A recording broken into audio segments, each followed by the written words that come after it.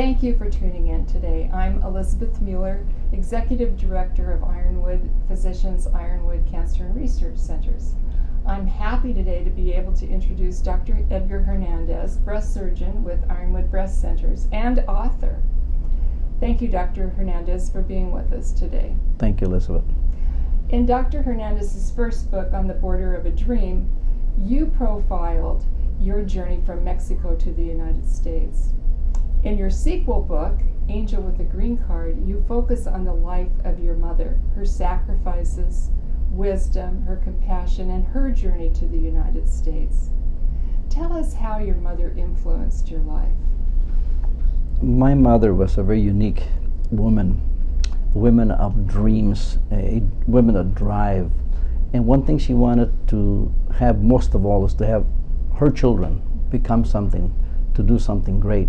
And looking at my mother's sacrifices throughout all the years, and you probably recall, is that I was born in a small little town. There was no electricity, no facilities. My mom fed all of us, 10 kids, no electricity, no nothing.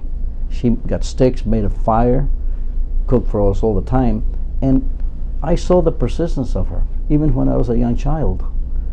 And I looked at this woman, I would say, how can she do everything? Where does she get to feed us? I never saw abundance of things in our home, yet we have plenty to eat. So she influenced me in one way by knowing that those little things in life, she can make big things out of it. And so when I started thinking as a child, well, that's a dream for me to do something big. I want to be a surgeon, but I want to be an American surgeon. And as you probably know from my first book, Miguel, that brought me to this country when I was 9 years old, I started thinking, well, he lives in the United States, so why can't I do that? But it was that persistence, that ability of my mother to convey is you can do this if you want to, despite what little we have. So that influenced me very much by knowing that I can have a lot more, but she gave me that sting to go ahead and do something great.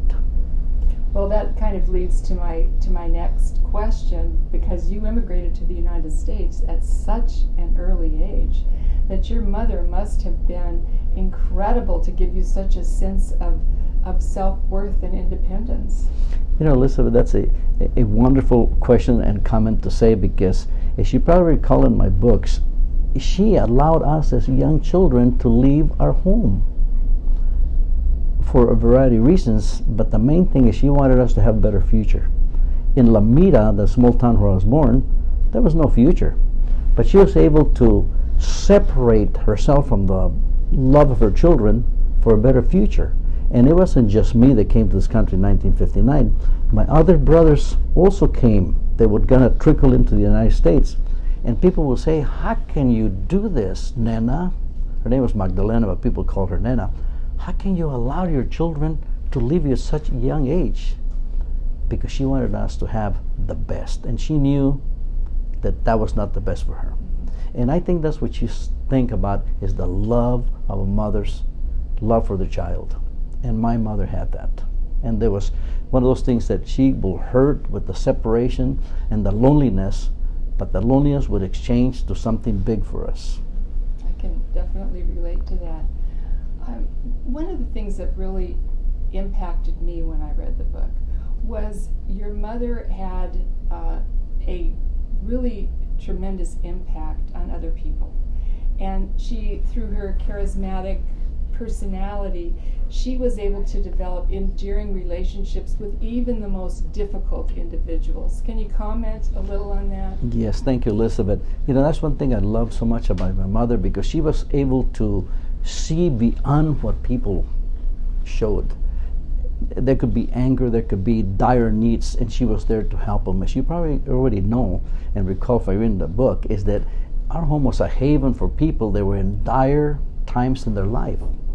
And even people that would criticize her for helping people that were in dire needs, she always looked at the best in those people.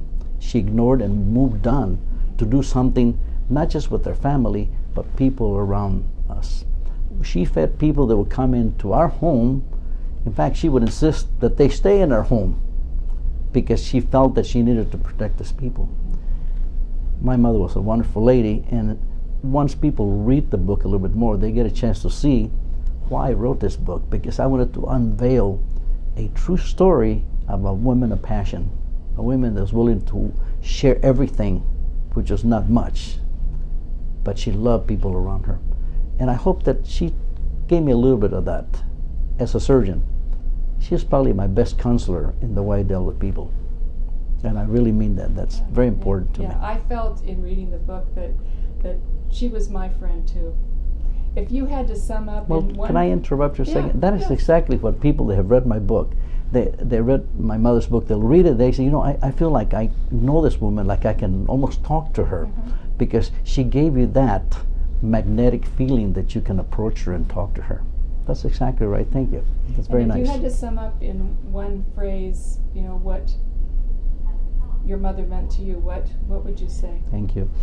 My mother would always tell me, you as a surgeon, and we go back when I was a child, you will be a surgeon, because you remember in my book, she would tell people, even when I was in grammar school and high school, Edgar's going to become a surgeon, and people just kind of like laugh it out completely. So when you become a surgeon, a professional, hug your patients, let them know that you care, let them know what you feel. It's hard to tell people that you understand what they're feeling, but if you convey that love and affection by holding them and hugging them in the time of need, that's what I take from my mother the most, is that compassion and love that she had with people. Even the strangers in the street she would hug. She was a hugging type of lady, okay? Even when she had like a walker, at times she would get up on her walker to come in and hug me. I told my mother, I says, Mama, you're walking like a mummy, because she would walk like this on her walker to try and give me a hug. So to sum up the things, the sentimental values of me as a son, is that she wanted me to love everybody around me, not just my family, especially my patients that hurt, because she knew what I did for a living. And she would tell me, hug those patients, talk to their parents, talk to the wives, talk to the husband.